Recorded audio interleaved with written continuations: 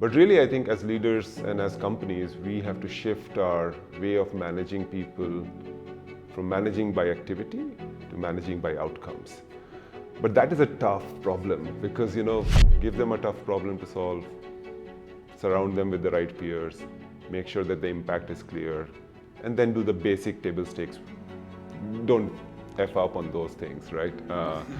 So if you're not self-aware of who you are, what your strengths are, where you are working on your areas of improvement, I think it's very hard to then lead people. It has been phenomenally, I would say it has transformed me as a person, both at my individual level, but also as a leader in my company.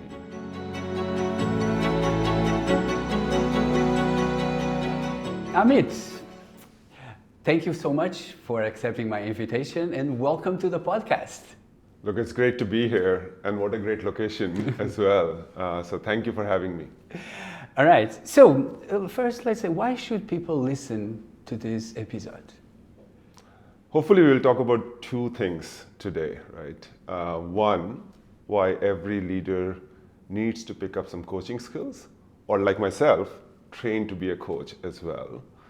And second, what leaders in the technology industry are missing about the tech talent and how they do talent development in their companies.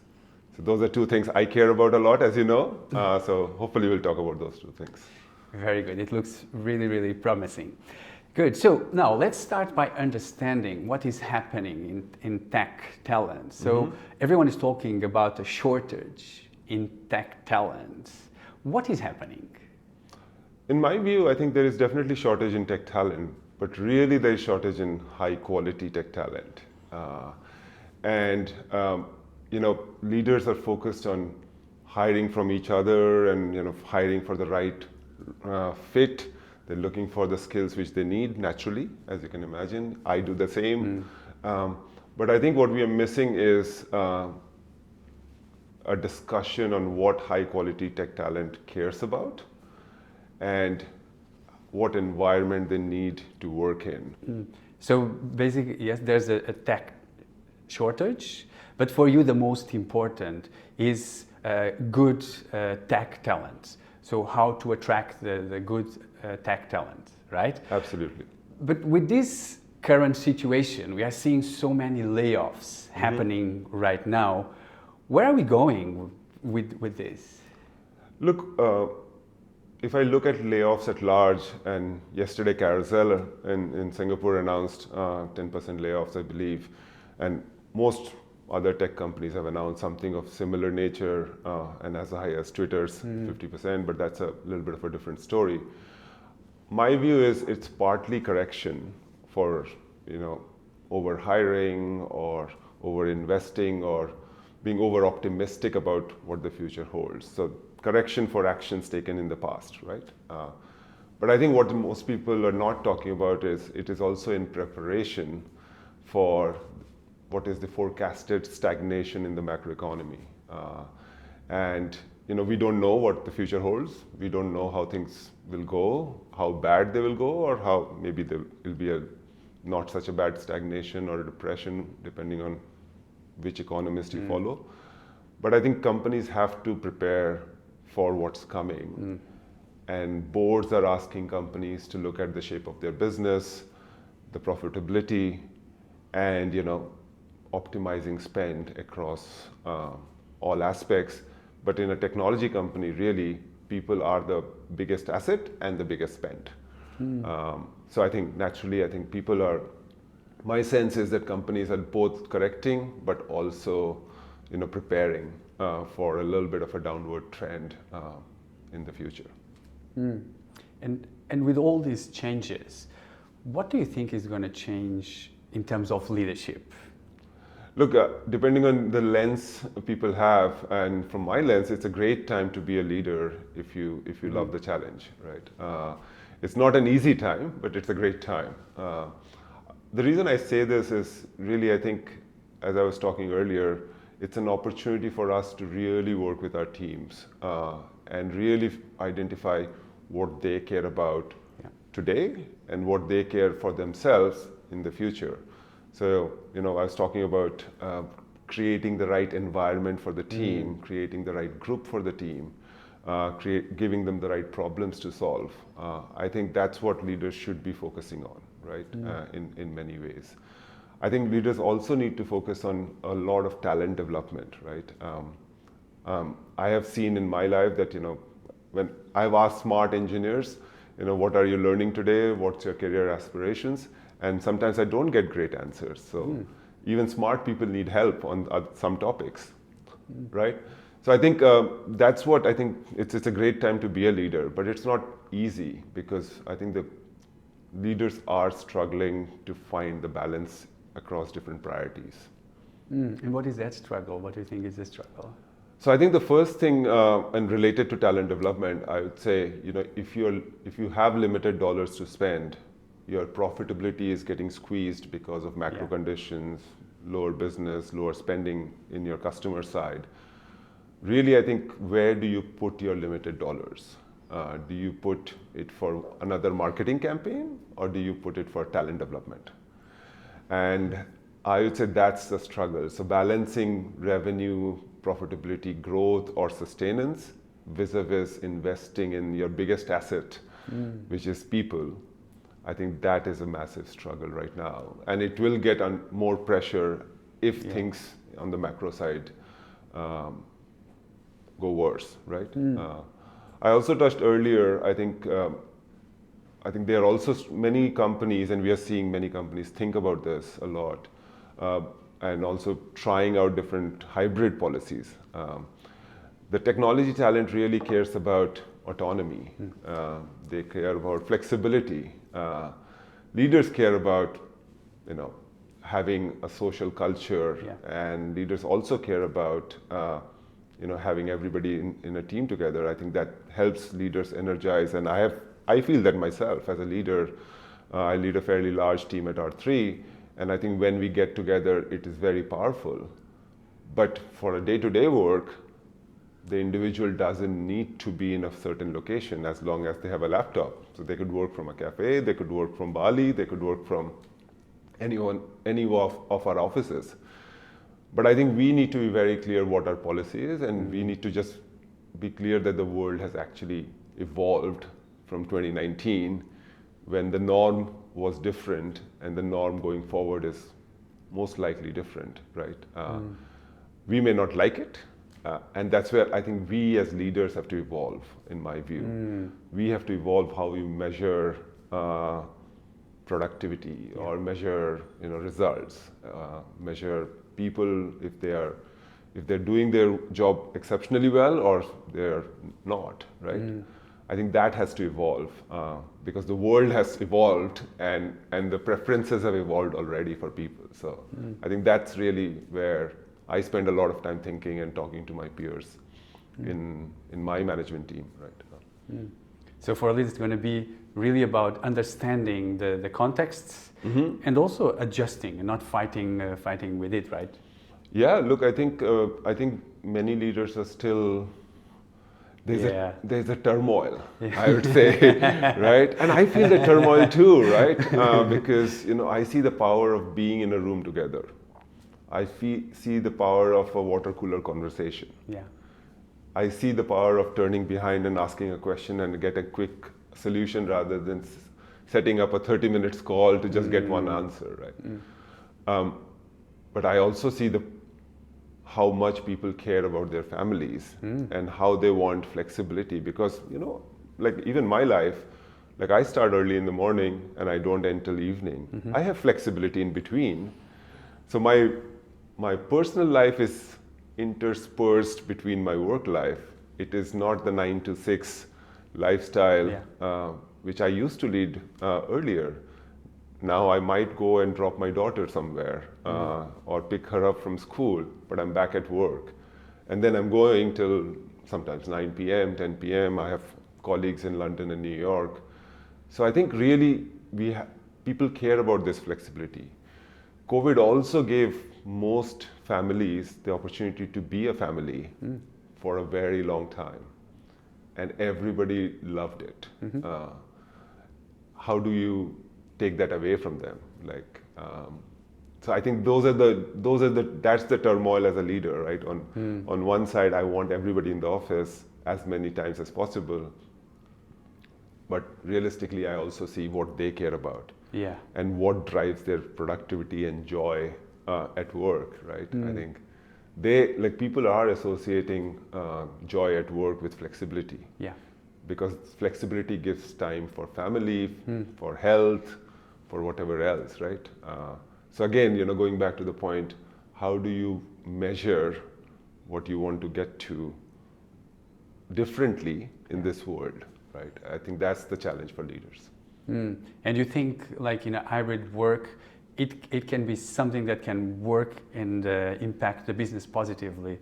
That's what you think. Yeah. So look, for us, absolutely. I mean, there are enough companies now in the technology space, especially, who are completely remote, right? Means we are not, and many others are not, and that's perfectly fine as well with our employees, as far as we know, right? Like we keep a close touch with our employees. But I think going back to full time, 9 to 5, 5 days a week, I don't think that's the world we live in anymore, right? I think we can force that, right? At some days I want to force that. I feel like, oh, should I, right? But really, again, as going back to, if I look at all the considerations, I think we don't live in that world anymore. I think people care about their whole life.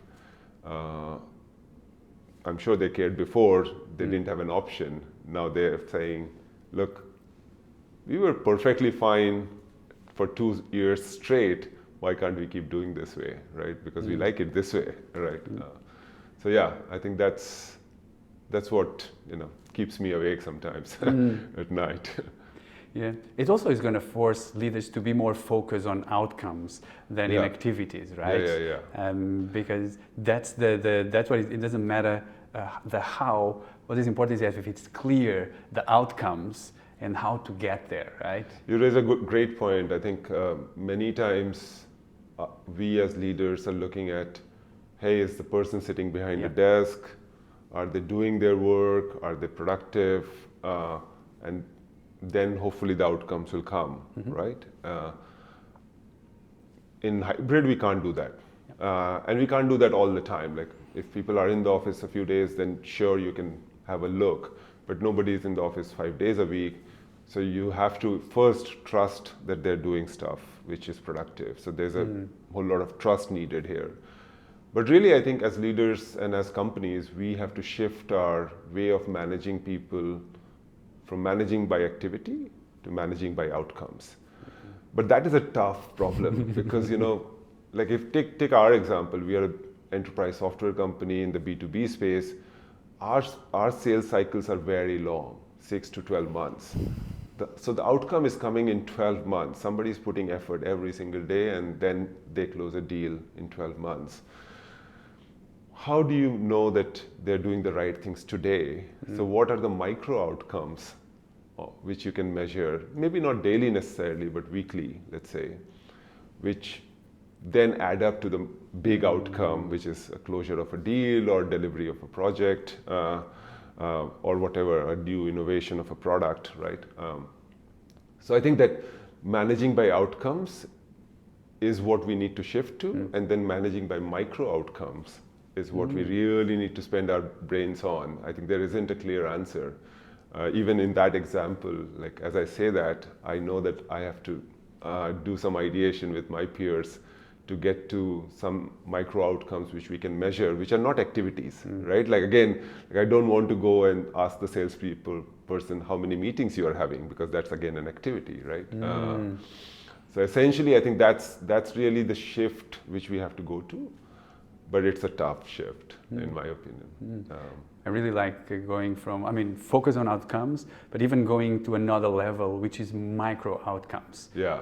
Very good. So now tell us, in your opinion, what can organizations do to tackle this shortage of talent in tech? So I think two things, right? One is, one I've said a few times, like get your stance on hybrid clear, right? And just stick with that, right? So that's one, that's the easy part. And we have discussed a few things which matter there.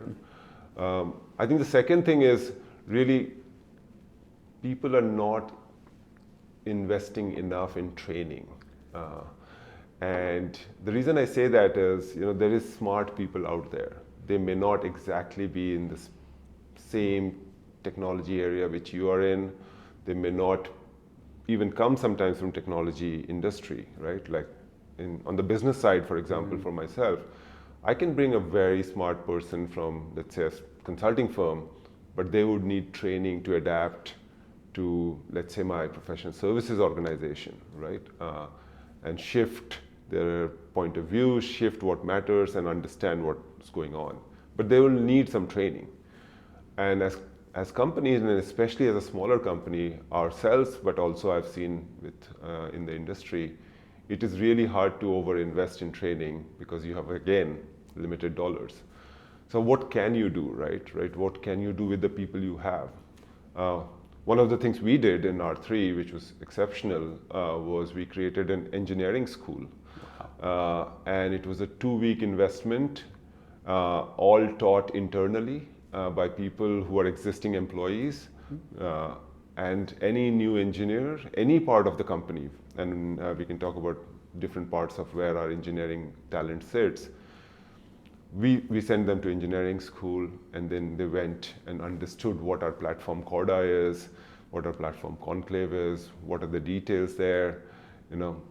Sometimes they even may or may not be proficient with the base language we work with, which is Java. But really, I think investing in that engineering school and almost like building it by collecting all the people we had, taking 2-3 hours of everybody's time, not wanting to pay a trainer because we have to be mindful of where we spend our dollars. But investing in training allowed us to bring talent which was slightly from a different adjacent field, let's say, right? Even in the technology industry is so broad, like you might get a Python developer who may say, look, you're a great developer, right? But can they be a good Java developer or a Corda developer in our case? So you have to overinvest in training to tap the broader talent pool. Otherwise, you're very limited to exactly what you want, exactly the technologies or exactly the skills. And I don't see people training enough, right? Like I think training is not a culture in many places. And especially leaders and senior managers should spend their time training. It also helps us become sharp, right? Yeah. It also helps us become better in the skill we have. But I don't think that's generally a norm in companies, right? There are some exceptional companies who probably invest in this, but I would say if you really want to address shortage of talent, invest in your training muscle. And why do you think leaders are not investing so much in talent? I think they're investing in talent, but in different ways, right? Like I think what I find fascinating is whenever talent retention conversation comes or talent development conversation comes, it almost ends up becoming a compensation conversation, or hey, can we give them some perks, or can we take them for an offsite and things like that. The more material aspects of a human being's satisfaction and motivation, right? I would say I think leaders have to invest in training, as I just said, but also really have to work with people who are smart to help them be smarter or be more well-rounded, right? Many times we find very smart individuals who struggle to be managers. So what we are doing at R3 is really taking time to design a year-long curriculum for training people and empowering people with skills which are related to people development, because they're a great technical talent or a business talent, but they haven't managed people, or they have managed people poorly, right? So I think these are the kind of things which leaders have to think about, right? So you really have to think about talent as important as a customer, right? in my mind, I call it talent UX. Like we spent a whole lot of time in companies thinking about the consumer's user experience with our products and our company. How many people think about the talent's user experience with our company, right? Both before they came to us and eventually when they came to us and are with us, right? So a talent's journey with any company starts with, hey, a recruiter calling them or them seeing an ad for a job. Many times the recruiters are outsourced functions, right? And so that's the starting point. Then comes an HR person, then comes an IT person, then comes an administration person to give you office passes, then comes your manager, then comes again your HR person to give you some training. These are all broken silos. Oh, It is not one user experience. No, not enough people are mapping it out, in my view, and thinking, if I look at talent as important as a customer, because they are, in my opinion at least, what experience do I want to give them from start to as long as they're with the company, right? And what's the common thread, right? How do I train the recruiter to say the right things? How do I make sure that my onboarding team of HR, IT, office administration are giving them a holistic experience, not just a laptop here and a access card there and something like that, right? Like, I think that's what people are not talking about, and so we're trying to do a band-aid approach to, in some sense, something here, something there, to attracting talent, retaining talent, growing talent. But we're not thinking about talent UX as I would think about it. Oh, I love that. I love, like, we spend so much time in terms of mapping the customer journey, and then in our own people where we need to give an amazing experience, we're not doing that. I love that point. But tell us now, so we understood already there's we understood the challenge of the talent, but also of leaders. But now, what is the secret sauce, in your opinion, to attract and retain good tech talent? To me, I think the secret sauce, at least in my observation, is a couple of things. First, talented people care about the quality of problem they're solving. Whether it's a developer, whether it's a business person, the reason they're at the top of the end is because they are solving the toughest problems. So you have to give them tough problems, right? So that's one.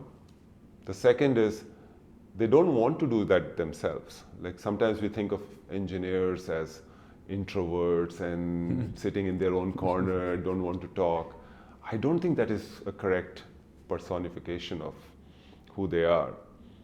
They care to meet other people, but to have the discussion they want to have, not to just grab a drink or just grab a meal. They probably care about talking about the problem they're solving, or where they're stuck, or they may have solved it and they have another idea which they are stuck with, and they need either ideas or debate. I think finding what each type of talented person cares about, and in some sense I would say the manager's responsibility is immense in this time and age, where it's not just general, hey, tech talent cares about this, business talent cares about this. I think a good manager would know, okay, what does Rodrigo care about? What does Amit care about, right? And I think that's something you will have to find opportunities for, right? So when I spend time with my direct reports, for example, I'm asking, like, what is your aspiration for yourself, for your family? For your kids, like, what do you want to do? Where do you think you are great at? So let's double down on those. And where do you think you need help? Because we all need help in something, right? So I think that's the second thing. So surrounding people with high quality peers, right? The third thing is really, I think, so what, you're doing this work. where does it go? So what's the impact? And finally, I think you will have to compete on compensation and perks and office culture. But if you're doing maybe similar to the micro outcomes example, if you're doing the micro cultures well, I think the macro culture will take care of itself, right? Like if you're focusing and investing in your people at every single small team level, I think you don't have to do something which is company-wide, really, right? Like, so yeah, I think that's what leaders have to think about.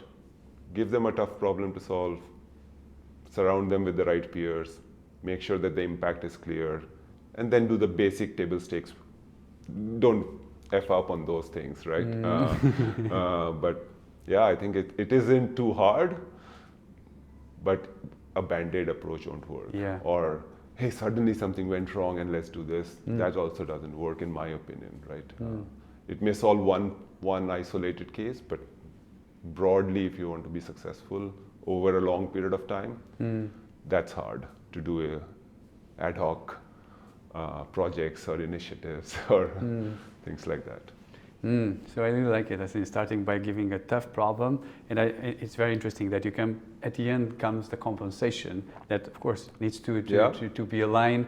But if they don't have a tough problem, a community to challenge them, and also the third one that they know their impact, then comes the compensation. Really, really good. I really, really, really like that. So, but with all these changes that there's a lot going on, right? So for leaders, what does the future leader look like?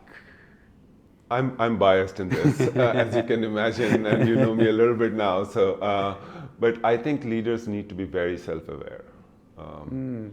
I think gone are those days where leaders wanted to portray an image where they knew everything. Especially in the technology world, but probably true in many other parts of the world. But definitely true in technology, that technology is evolving so fast, and macro conditions and other conditions are evolving so fast. I don't think anybody can keep up with everything. So if you're not self-aware of who you are, what your strengths are, where you are working on your areas of improvement, I think it's very hard to then lead people and find the people you want to complement yourself with, right? And surround yourself with the right people, right? So that's, I say, very, very important in my view. And I've got better at this, as I've said, as I've trained as a coach and become a coach, I think, I've got much better at this. I think the second thing I would say is you really have to pick up some coaching skills. I think it is very necessary because we don't know everything, we cannot tell and guide our teams on everything. But many times we don't need to, because if we have the capable person, we really need to just help them in their journey, remove the bottlenecks. But you can't do that if you're just a manager who is giving instructions. So you have to shift your hat. Sometimes you have to do that, right? Like sometimes you have to be somebody who's just saying, let's do this, this is what I think is the right way. And sometimes you have to be, what is the right way? Yeah. And you have to give the responsibility to the person who is in charge. So I think leaders need to pick up some coaching skills. I would say highly recommend every leader to train as a little bit of a coach. It's not a massive investment, but it's a very necessary investment. The third thing I would say is be comfortable in your own skin. I think maybe in one of our previous discussions, we were talking about being perfectly fine with being imperfect, right? So we are all imperfect. We are all work in progress, always, till the day we pass away. But be comfortable in that, right? Know what you're not good at. So self-awareness is knowing, and then you have to get to a peaceful state that, look, this is who I am, right? Yes, I will improve on a few things.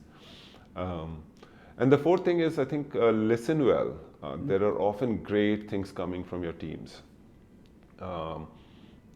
We may be too full of ourselves sometimes. We may be arrogant. Yeah. We may be thinking we know best, because at some point we knew best. That's why we got promoted, right? Yeah, I would say listen, and then work with the team and work with the smart people you have hired to find the right path for the company, for the team, for yourself, for them, right? I think those are the 4 things which I see necessary in leaders of the future. It's so good that you bring that point. If I look back at the podcast, I've been talking with many CEOs and experts, and self-awareness is coming as a pattern. Yeah, but it is normal with so much uncertainty happening. Leaders, I think, need to unlearn, right, and have this capability to look at themselves and to learn more about themselves, and then to listen, and how they can then bring that to the team, which the coaching coming. Yeah.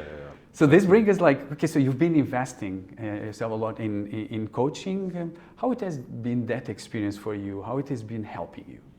So I think it has been phenomenally, I would say it has transformed me as a person. Both at my individual level, but also as a leader in my company. So the first thing which has become much better is I'm listening much better. And the challenge with most people today is we are listening to respond and not listening to understand. So anytime, and this happens in friends as well, you talk about things and somebody's saying, and I'm just waiting for my turn to just say something back because I have a great point to respond to what you are talking about. But that's not what we should be doing, especially as leaders. But also I think it's true in personal life equally. We just need to listen, to understand, and then we can respond. And we can take time.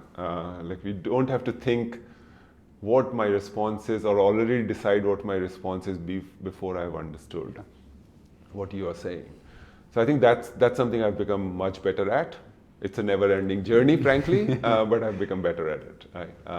I've also become more self-aware, both by having a coach and also being a coach, right? So I think that's changed. And I would say, I think my belief that everybody is coachable and everybody can transform has increased significantly. The necessary condition for that to be true is that people have to come to the table. If you don't want to change, you can't change anybody. So that's the minimum table stake. But if they are at the table with the interest to change, people can change. And this goes back to talent development again in companies, right?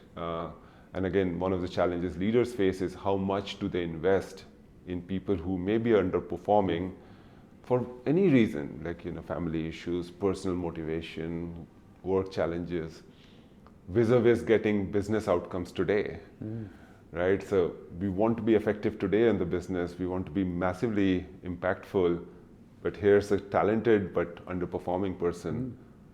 What do I do, right? My belief is invest as long as you can.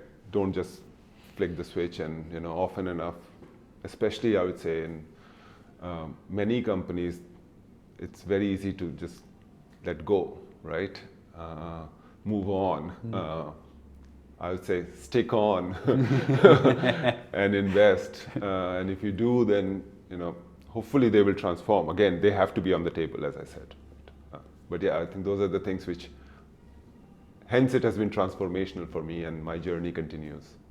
Wow, that is so good. I think this topic, we could do another podcast only on this topic with you. But I think I'm happy any day. But you have enough very smart people waiting to get hold of you. So, but yes, I'm here any day. No, this was great. I really loved your transformation and how it is impacting you as a person and also as a leader. So we're coming to the end, but I would like to ask you a last question. So many people have asked you a lot of questions, but what is one question that people don't ask you and you would love to answer? Absolutely. I think as a business person and as a leader in a early stage but fast growing, strong brand. Most people ask me, what are my business priorities? Nobody asks me what are my life priorities. We almost separate business and personal life as two distinct areas. But I am one individual. I'm one person. I am not two separate person, one at work and one at home. Whoever I am, I'm the same in both places. I may wear a different shirt or a different trouser, but that's it, right? I think, and the reason this matters is really life and personal choices and your personal environment impacts a whole lot of what you can bring to work. So if you have the right environment, if you're doing the right thinking, reading, learning, activities, whatever, right? I think you can bring that energy to work, and vice versa, right? Because it's one thing, it's your life, it's one person's life, not two persons' life. So I often ask people when I do talent development discussions with my team, I don't ask them what are your professional priorities in life, what are your professional aspirations. I ask them what are your life aspirations.